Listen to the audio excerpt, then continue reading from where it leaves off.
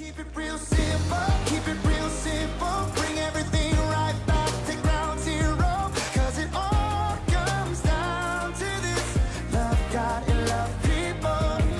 We're living in a world that keeps breaking, but if we want to find a way to change it, it all comes down to this: love God and love people. Good morning. How about that band this morning to get us off right? My name is Evan. I'm the online pastor. Thanks for watching with us, and thank you for being here. Justin is actually with his dad. He shared a little bit last week. He's going through some health issues, so he went to go serve and be there with his dad and take care of them. So y'all give up for Justin. I know we're praying and thinking about him. I get to fill in again today, and I'm not the only one that's here. That Justin went out of town. Brian Reed also went out of town. They are heading right now to work with Lighthouse, him and his wife Perry, the Dallas campus, Dwayne and Cassie. You might remember we did the Duck Day in March where we're raising money, and Lighthouse serves families whose kids are going through cancer. So they had 37 people from the Simple Church going to volunteer to serve these families this week. Y'all give them a round of applause for that. Be thinking about them as they're going through, and I know they'll be talking about it more as they get back. So Justin basically said, you're up, and we're kind of in between. We don't really have a series. You can talk about whatever you want, so I get to talk about whatever I want. And I'm excited to share with you this morning. This is kind of what I landed on as I got this chance. It's a book I read years back. A guy named Craig Rochelle wrote it called #Struggles, Following Jesus in a Selfie-Centered World. It's a great book. Craig Rochelle is an incredible communicator. He's a pastor in Oklahoma. And it's basically right in my sweet spot of things that I like to talk about that I think all of us can work on. And it's about technology and how it's affecting us in the world. Because let's just think to yourself. You don't have to say it out loud. Maybe turn to somebody next to you. Do you feel like right now you are struggling? Right? Maybe, yeah, some of us. The data in the research indicates you probably are.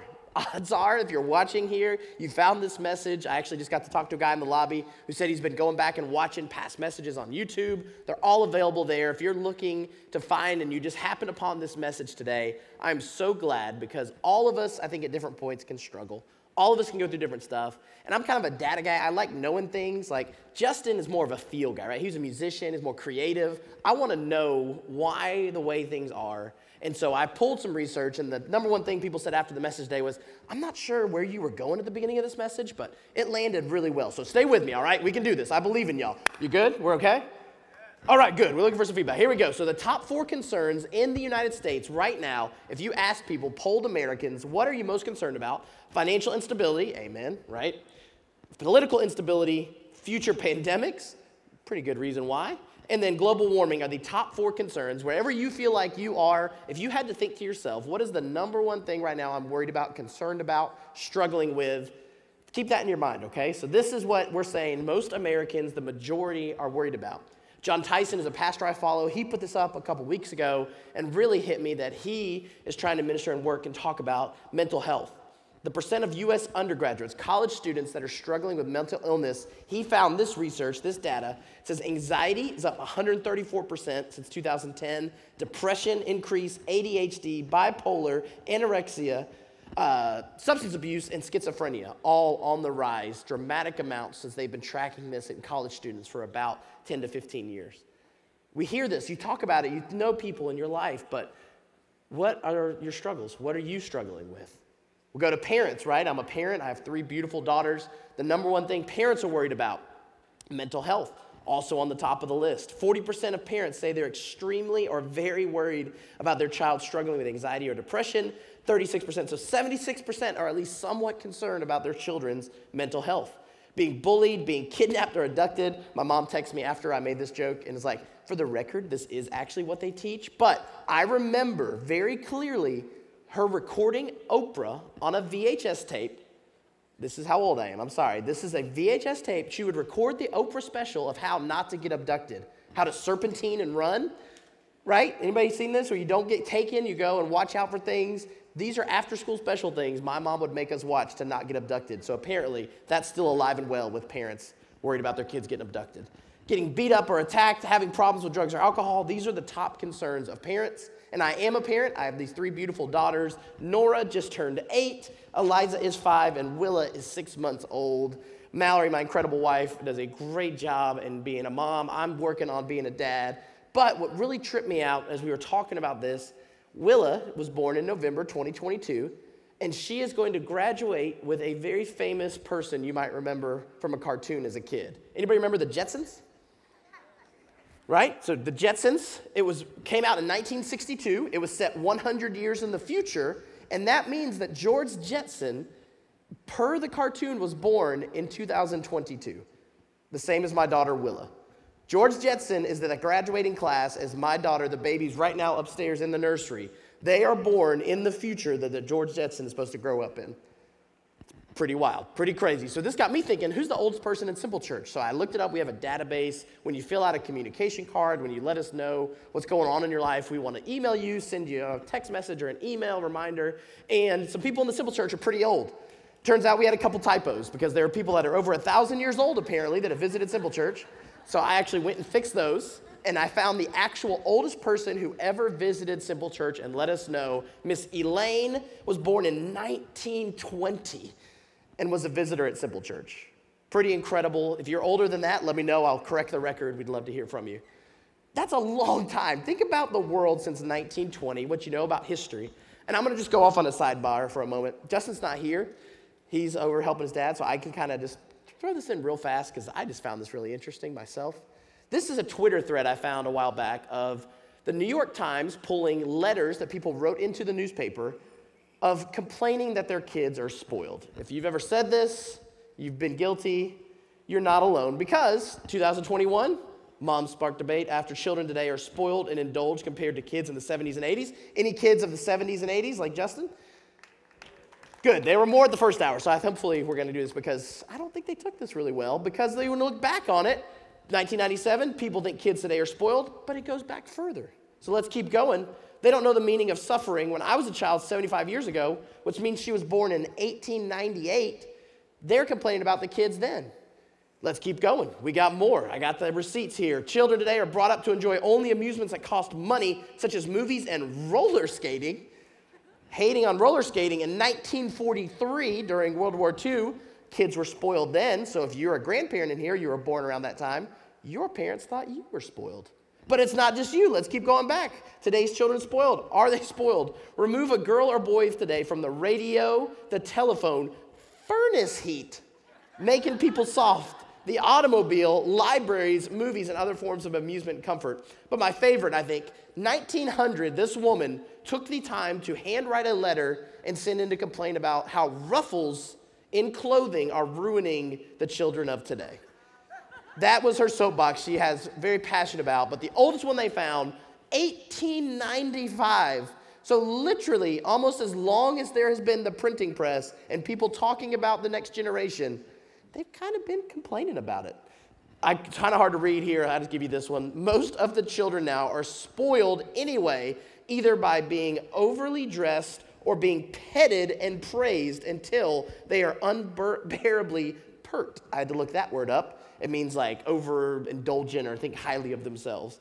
Who is to blame for that? And is that the child? As the child is, so will the young lady be unless some entirely different influence is brought to bear upon her training. I was a youth pastor for a long time here. I love the next generation. I think they are doing some incredible things. And I think they kind of get dunked on a lot unfairly. And I think this is just good perspective for me and maybe for you. Let's maybe lay off them a little, okay? It's maybe not the worst generation ever. Somebody gave me the first hour, nobody said amen. I don't think they like that at 9:30. But I'm off that. Anyway, so parents, concerns, technology, this world we're in is a different time. And I think, again, the data shows that we are not alone. You are not alone if you feel like you are struggling in this. They found research around the world that said people, adults, agree that they are struggling as the change of pace and technology is happening. The U.S. is actually in the lowest that they tested, but all around the world, we're struggling with the change of technology, how fast things are changing. And I gave a couple numbers that I think are really helpful to put it in context. The guy that started IBM, everybody heard of IBM, pretty important. It was like Apple before Apple for the younger people in the room, okay? This is a huge computer technology. Watson, you might have heard of the Watson computer, named after this guy. He said in 1943, I think there is a world market for maybe 5 computers. That's just a little off, right? Yeah? This is the computer he was talking about, though. The ENIAC took up a whole room was one of the major first supercomputers, and this is what my grandmother grew up thinking of computers. This is what a computer was. It was this huge, bulky machine, had punch cards you got to push in, all kinds of crazy stuff. And this computer could do 385 operations per second. So think about how fast a second is. 385 calculations. That's pretty fast. That's pretty impressive. The iPhone 14 that might be in your pocket or you're watching on does 11 trillion of those every second. That's with a T. Think about this.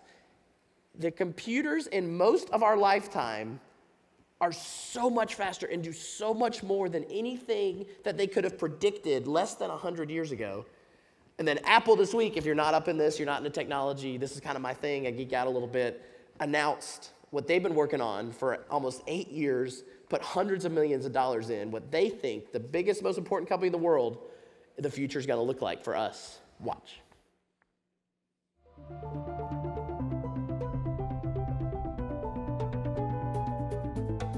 Introducing Apple Vision Pro. The era of spatial computing is here.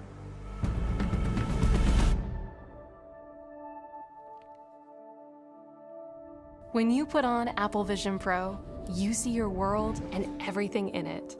Your favorite apps live right in front of you, but now they're in your space. This is Vision OS, Apple's first ever spatial operating system. It's familiar, yet groundbreaking. You navigate with your eyes. Simply tap to select, flick to scroll, and use your voice to dictate. It's like magic.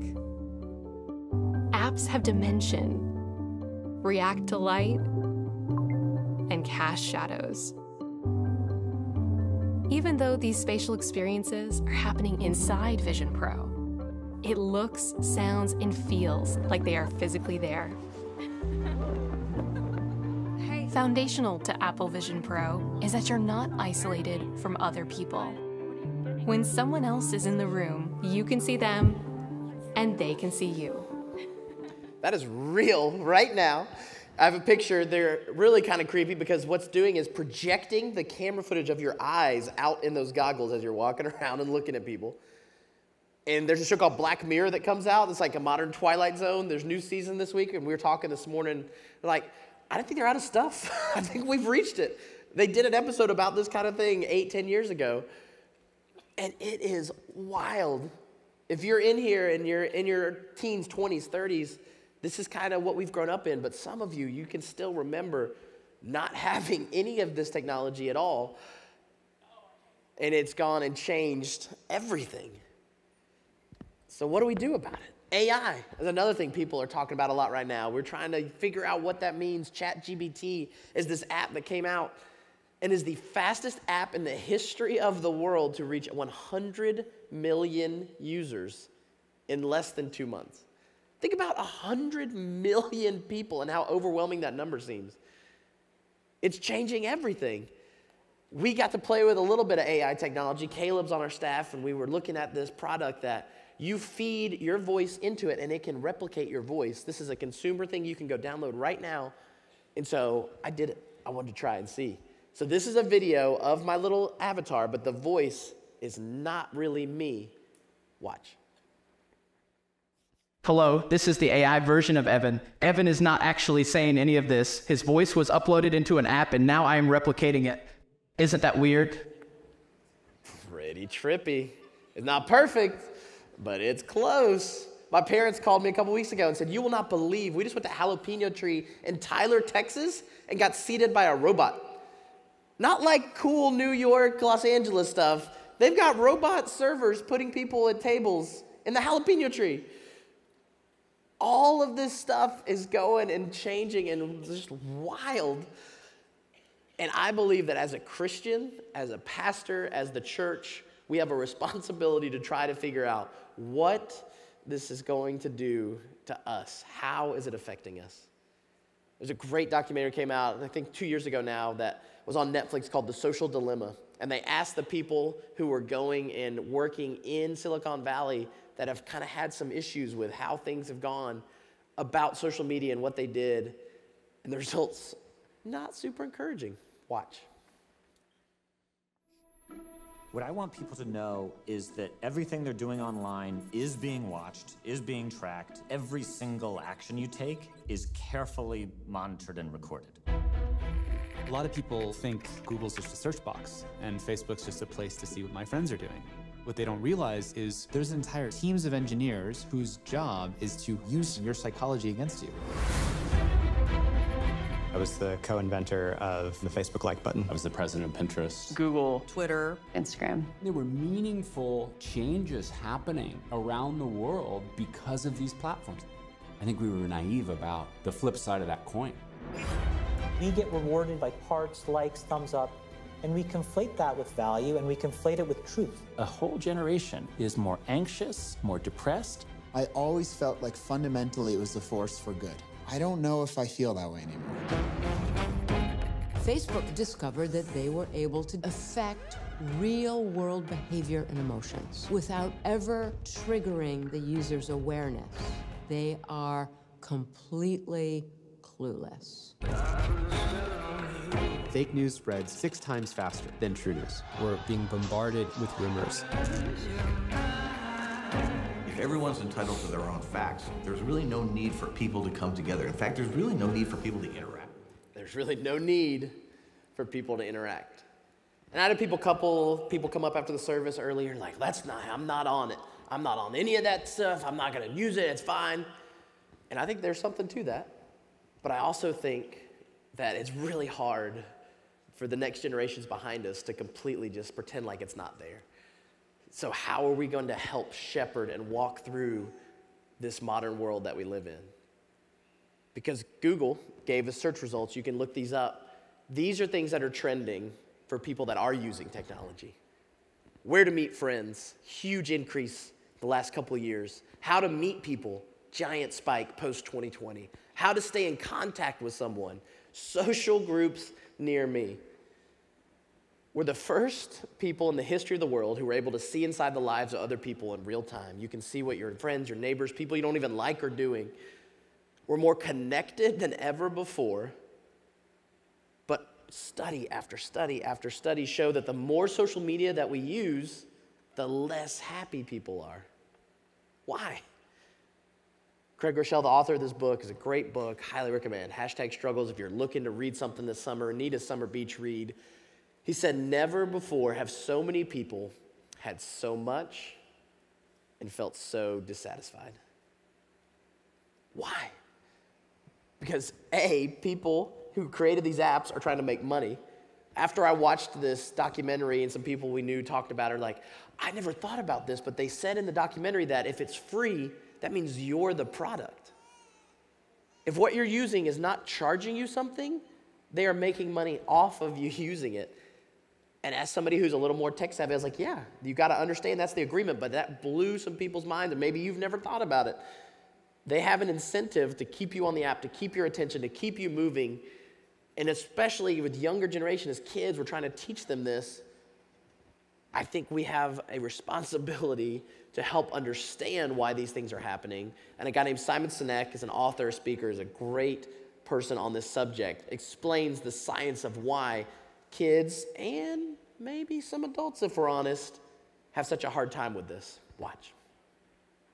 Right? Now, let's add in technology. We know that engagement with social media and our cell phones releases a chemical called dopamine. That's why when you get a text, it feels good. Right? So, we've all had it where you're feeling a little bit down or feeling a bit lonely, and so you send out 10 texts to 10 friends, hi, hi, hi, hi, hi. Because it feels good when you get a response, right? Right? It's why we count the likes. It's why we go back 10 times to see if my Instagram is growing slower. Did I do something wrong? Do they not like me anymore, right? The trauma for young kids to be unfriended, right? Because we know when you get a hit of dopamine, which feels good. It's why we like it. It's why we keep going back to it. Dopamine is the exact same chemical that makes us feel good when we smoke, when we drink, and when we gamble. In other words, it's highly, highly addictive, right? We have age restrictions on smoking, gambling, and alcohol, and we have no age restrictions on social media and cell phones, which is the equivalent of opening up the liquor cabinet and saying to our teenagers, hey, by the way, this adolescence thing, if it gets you down. But that's basically what's happening. That's basically what's happening, right? That's basically what happened. You have an entire generation that has access to an addictive, numbing chemical called dopamine through social media and cell phones as they're going through the high stress of adolescence. Why is this important? Almost every alcoholic discovered alcohol when they were teenagers. When we're very, very young, the only approval we need is the approval of our parents. And as we go through adolescence, we make this transition where we now need the approval of our peers. Very frustrating for our parents, very important for us. It allows us to acculturate outside of our immediate families into the broader tribe, right? It's a highly, highly stressful and anxious period of our lives, and we're supposed to learn to rely on our friends. Supposed to.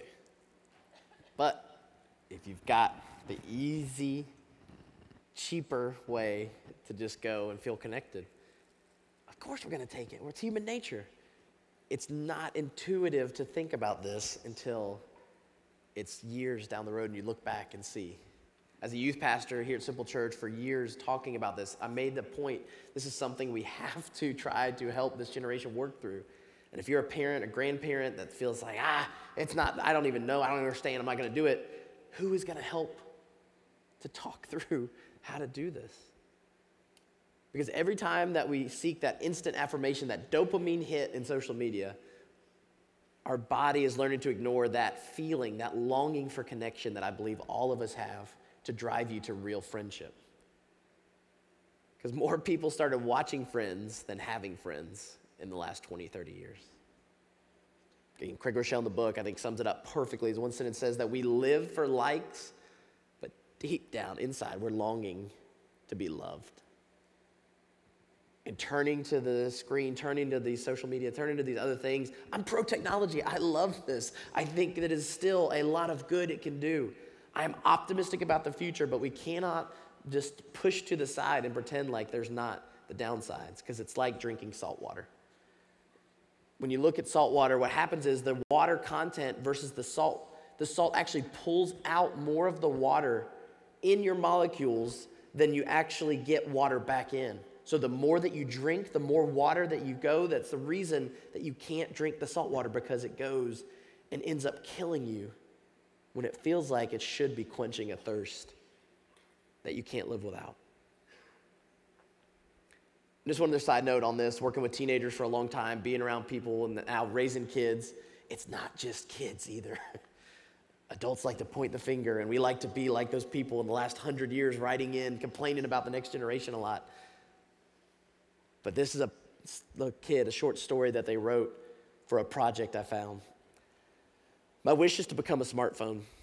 My parents love their smartphones very much. They care about the smartphones so much that sometimes they forget to care about me. When my father comes home from work tired, he has time for his smartphone, but not for me. When my parents are doing some important work and the smartphone rings, they'll attend to the phone with a single ring, but not listen to me. Even when I'm crying, they play games on their smartphone, but not with me. When they are talking to someone on their phone, they never listen to me, even if I'm telling them something important. So my wish is to become a smartphone. Ouch. As a dad who comes home tired some days, want to zone out, it's pretty convicting. So I know we're into this deep, and I know you're still here, hanging in, we're here, but not opened the Bible one time yet. And I think for me, it's just so important to set this up so we understand with eyes wide open the world that we're in, the culture that we're in. And I still believe that the Bible today can teach us something about the technological advanced society that we're in. So I pulled one interaction, one part of Jesus, John chapter 4. John was called the beloved disciple. His gospel talks more about people and stories and small details than any of the other four gospels. And he tells about this interaction that Jesus has with one woman. It starts off, as he left Judea, Jesus went back once more to Galilee. Now he had to go through Samaria. And so he came to a town in Samaria called Sychar, You tell me. But I pulled a map. We don't know this, right? You study. This is what I get to do for a living. And I'm so thankful that I have the time to find these things because Sychar, right here, the little dot in the middle, where Jesus traveled, are all these red things. Jerusalem's down here. Jericho, he would walk through. Nazareth, where he's from. All of this just helps to make it real to understand that the Jewish people typically would go all the way around, out of their way to avoid even walking in Samaria. We remember the story of the Good Samaritan. If you've heard that phrase, a Samaritan is someone who lived in Samaria. They hated the Jewish people, Jesus' people, because they were considered half-breeds. They were considered less than. Their families, their ancestors had gone and married the pagans, the non-Jewish people. They betrayed and hurt the people that followed God and did the right thing. So Samaritans were looked down on, were less than in society. And most Jewish people, especially Jewish men, would avoid any contact with a Samaritan at all cost. But not Jesus. If we go back. Near the plot of ground Jacob had given to his son Joseph. Jacob's well was there, and Jesus, tired as he was from the journey, sat down by the well. It was about noon. This is important. These details John writes, a real person writing these letters down to be saved for thousands of years to tell us about Jesus. Noon, hottest part of the day. We understand that. That's still true today. And in that culture, in that time, most women were responsible for getting water. They didn't have plumbing. They didn't have pipes. You'd have to walk to a well, pull the water up, and carry it in heavy buckets, gallons and gallons of water, miles back to your place that you live to clean, to wash, to drink. And most of the time, they did it early in the morning. It was when it was the coolest, and it was actually a social gathering. Women would meet at the well, they'd talk, catch up, compare notes. It was a chance to interact, and almost all women in that culture would have gone early in the morning, got their water, dozens, if not hundreds of women in this town, but not at noon. Would have been the worst time of the day for somebody to get water. Jesus knows that. When he's there, a Samaritan woman came to draw water, and Jesus said to her, "Will you give me a drink?" Already shocking, scandalous, he would talk to this woman, even acknowledge she exists as beneath him, as a rabbi, as a teacher of the Bible. She would have been taken aback. She would not think anybody's there at noon. She knows what she's doing coming at this time, trying to avoid people. The Samaritan woman said to him, "You are a Jew, and I am a Samaritan woman." Duh, right? She knows that, he knows that, but she just can't even wrap her head around why he's talking to her. "How can you ask me for a drink?"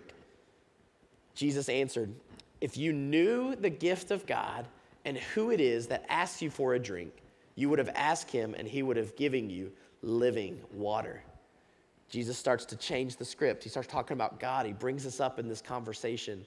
This woman, again, would have had red flags because anybody who was godly, anybody who followed God would never talk to this woman. So she's weirded out by this. "Sir," she said, "you have nothing to draw with, no bucket." He doesn't have anything. "And the well is deep. Where can you get this living water? Are you greater than our father Jacob, who gave us the well and drank from it himself, as did also his sons and his livestock?" Jacob, a hero of the faith, the Jewish people renowned Jacob, almost insulting to ask that, do you think this guy is better than Jacob? Jesus answered, "Everyone who drinks this water, the well water, will be thirsty again, but whoever drinks the water I give them will never thirst. Indeed, the water I give them will become in them a spring of water welling up to eternal life." Jesus knows what he's doing. He knows this woman is thirsty, but not just for a drink of water. She's thirsty for longing, for connection, for love. And we're going to hear more about her story. But I believe that God made all of us with this thirst, this longing inside of us that can't be satisfied by the things of the world. I've seen it, my friends. I've seen people chase money and jobs and status, lose their families now as I get a little bit older, get divorced. I've seen people go and try to chase as celebrities and pop culture. All the things we think are what we're looking for never satisfy. So the woman comes back. She's having this interesting conversation with Jesus. She's like, "What is this guy? I can't figure this out." She said, "Sir, give me this living water so that I won't get thirsty and have to keep coming here to draw water." And he told her, "Go call your husband and come back." "I have no husband," she replied. And Jesus said to her, "You are right when you say you have no husband. The fact is, you have had 5 husbands," which in this culture, this time, is so unbelievably scandalous. Everybody would have gasped as they read this, because to be married once and divorced was punishable by death. You could go and lose everything. You had no rights as a woman. And that she's been married 5 times would have just been unbelievable. But Jesus knows that. What you have just said is quite true. And in this moment, in this pivotal moment where Jesus knows her, Jesus knows who she is, in all the ways he could have responded, he chooses to model empathy. Empathy is kind of a buzzword. It's kind of trendy right now in culture. And the definition of it is the ability to understand and share the feelings of another person. And again, as a data nerd, as somebody that likes this kind of stuff, I found the best study is the University of Michigan has asked every incoming freshman since 1979 questions about their empathy level. It's something they've tracked in their department there at the school. And college students incoming today are 40% less empathetic compared to their parents' generation. And Brene Brown is a speaker and author that goes and does a lot of work about empathy and talking about it. So before we hear what Jesus actually says, I want us to understand when we talk about this word empathy, what it really is about. And she did a TED Talk that they turned into an animated little video, and it shows empathy, I think, in a really practical way. Watch. So what is empathy, and why is it very different than sympathy? Empathy fuels connection. Sympathy drives disconnection. Empathy, it's very interesting. Teresa Wiseman is a nursing scholar who studied professions, very diverse professions where empathy is relevant, and came up with 4 qualities of empathy. Perspective taking, the ability to take the perspective of another person or recognize their perspective as their truth. Staying out of judgment, not easy when you enjoy it as much as most of us do. Recognizing emotion in other people and then communicating that. Empathy is feeling with people. And to me, I always think of empathy as this kind of sacred space when someone's kind of in a deep hole and they shout out from the bottom and they say, "I'm stuck, it's dark, I'm overwhelmed." And then we look and we say, "Hey, you can climb down. I know what it's like down here, and you're not alone." Sympathy is, "Ooh, it's bad, no, you want a sandwich?" Empathy is a choice, and it's a vulnerable choice, because in order to connect with you, I have to connect with something in myself that knows that feeling. Rarely, if ever, does an empathic response begin with "at least." Yeah. And we do it all the time. Because you know what? Someone just shared something with us that's incredibly painful, and we're trying to silver lining it. I don't think that's a verb, but I'm using it as one. We're trying to put the silver lining around it. So, I had a miscarriage. Oh, at least you know you can get pregnant. I think my marriage is falling apart. At least you have a marriage. John's getting kicked out of school. At least Sarah is an A student. But one of the things we do sometimes in the face of very difficult conversations is we try to make things better. If I share something with you that's very difficult, I'd rather you say, "I don't even know what to say right now. I'm just so glad you told me." Because the truth is, rarely can a response make something better. What makes something better is connection. I love that. And one more quote to sum it up. The power of empathy is I'm in it with you. I'm not here to fix you. I'm here to feel with you and let you know that you're not alone. And as I read the Gospels and as I learn more about Jesus, I truly believe that Jesus modeled this for us. And a hurt, broken world needs us that say we're Christians to model and show this as empathetic. Not tell them how bad they are, not how messed up things are, how the social media is ruining them, yada, yada, yada, yada. How spoiled this generation is. But they're drinking the salt water. and they don't know why it's killing them. So there's a show called The Chosen. There's people criticize, say stuff about it. It's not the gospel, but I think it paints a beautiful picture of what could have happened if we had a film crew follow Jesus around.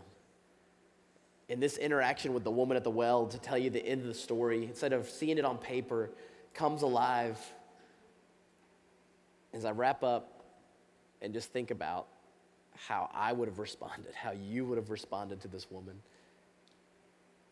And instead of serving a high priest that cannot feel and relate to us as human beings, Jesus models who God is in this one interaction. Watch. You are right. You've had 5 husbands. And the man you're living with now is not your husband. Oh, I see. You're a prophet. You're here to preach at me. No. Usually the one good thing about coming here alone is I can escape being condemned. I'm not here to condemn you. I've made mistakes. Too many. But it's men like you who have made it impossible for me to do anything about it. How? Our ancestors worshipped on this mountain. But you Jews insist Jerusalem is the only place for true worship. They say that because the temple is there. Exactly where we're not allowed. I'm here to break those barriers.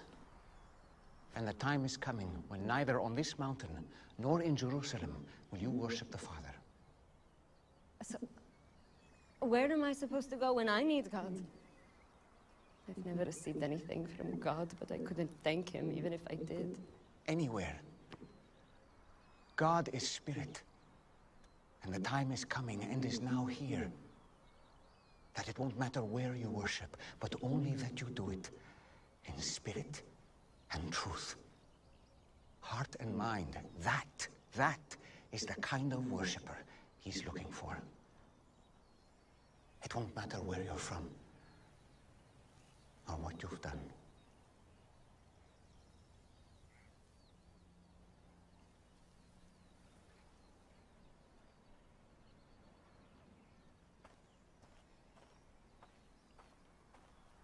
Do you believe what I'm telling you? Until the Messiah comes and explains everything and sorts this mess out, including me, I don't trust in anyone. You're wrong when you say that you've never received anything from God. This Messiah you speak of, I am he. The first one was named Ramin. You were a woman of purity who was excited to be married, but he wasn't a good man. He hurt you, and it made you question marriage and even the practice of your faith. Stop it. The second was Farzad. On your wedding night, his skin smelled like oranges. And to this day, every time you pass by the oranges in the market, you feel guilty for leaving him, because he was the only truly godly man you've been with. But you felt unworthy. Why are you doing this? I have not revealed myself to the public as the Messiah. You are the first. It would be good if you believed me.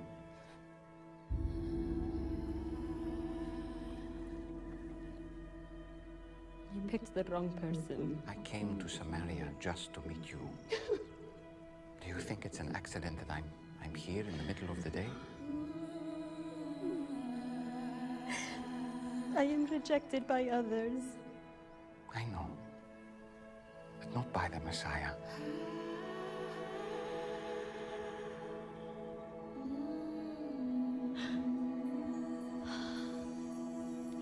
And you know these things because you are the Christ.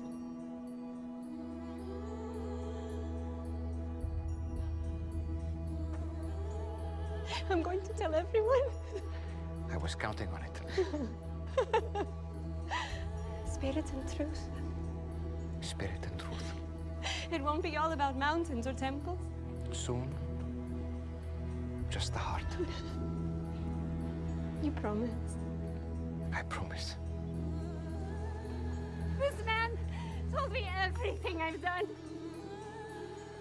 Oh, he must be the Christ.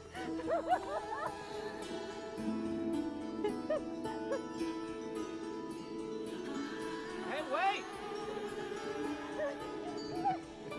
You what there? You forgot your, Fancy you, man. You told me everything I ever did.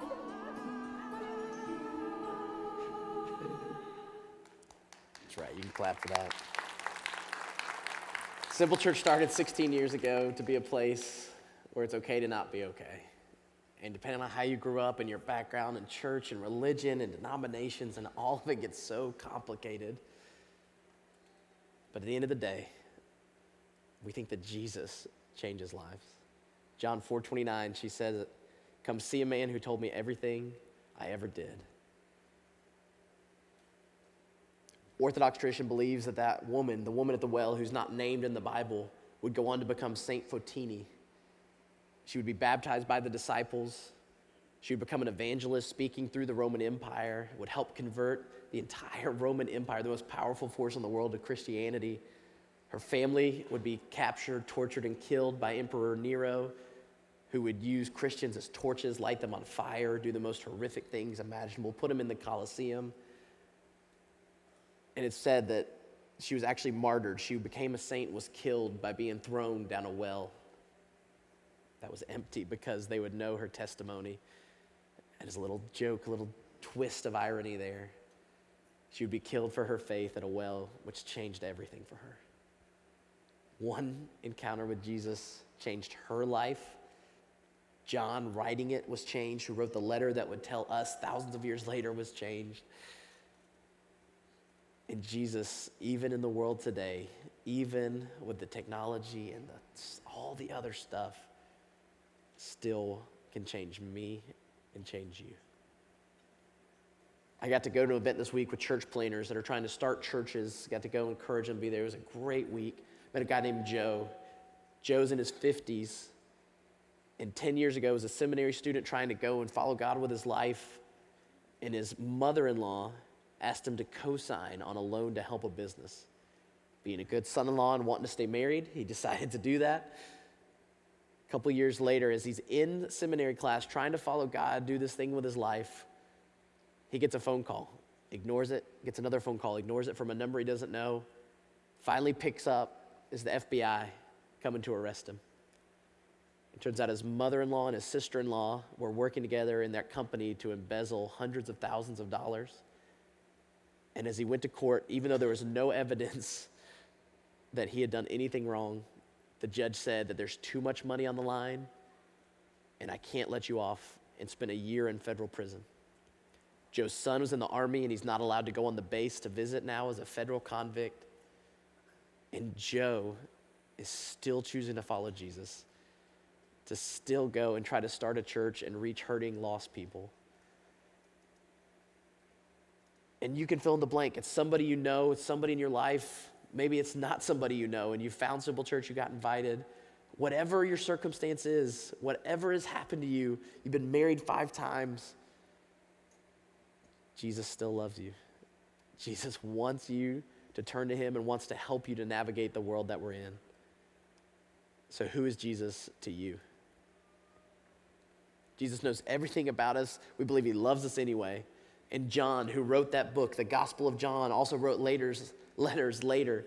In 1 John, he said it this way: "This is how God showed his love among us. He sent his one and only Son into the world that we might live through him." This is love. Not that we loved God. He loved us first, and he sent his Son as an atoning sacrifice to make right our sins, the things we mess up, the mistakes we've made.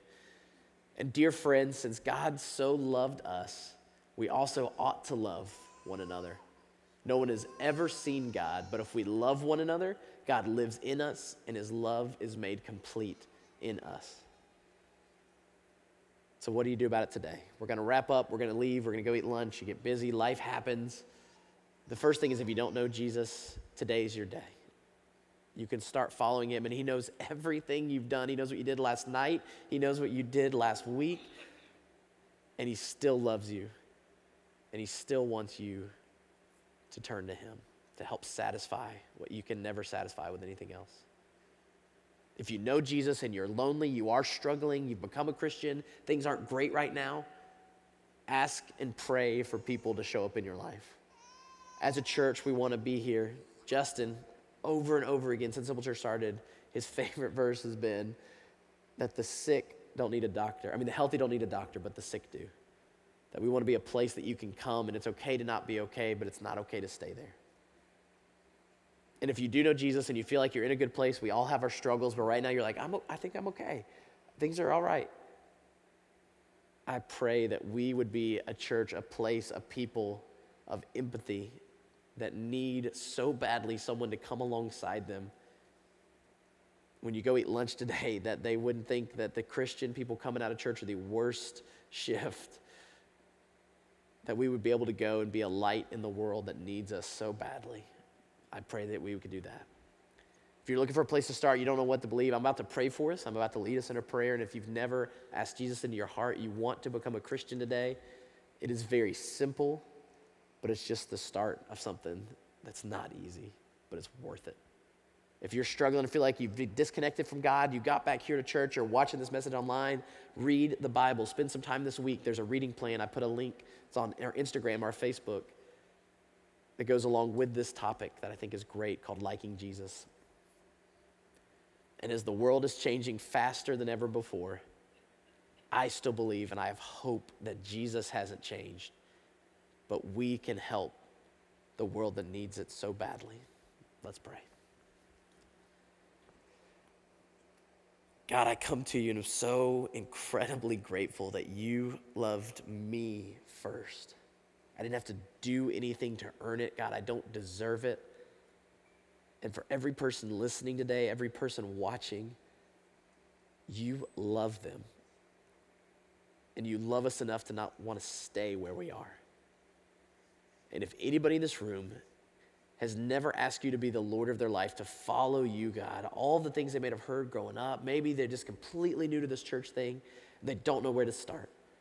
It's a simple prayer, God, between you and them. They would admit that they've messed up, that they've made mistakes, that they've sinned. They believe, God, that you are who you say you are. You are the Christ. You are the hope of the world. You are God's one and only Son. You died on a cross for us to take away our sins and make things right. And they would confess that they want you to be the Lord of their life. God, if they pray that prayer today, it says that the heavens rejoice for one lost person who comes home. And I pray that they would connect with us, that we could help them, to give them resources, God, to commit them on this path, to take these steps. But ultimately, it's between you and them, Father, and only they know what's in their heart. And for the rest of us that have been Christians, some of us for a very long time, I pray we would be reminded today that there is a hurting, broken world that is pouring the salt water in, looking for anything to satisfy, and that we do have the answer. We do have the truth. And we would go out in how we interact today and this week, in our jobs, with our families, at schools, and all the things, and remember that we are supposed to represent you, Father, and that we could be like Jesus, and we can try to be more like you every day. We love you. Amen.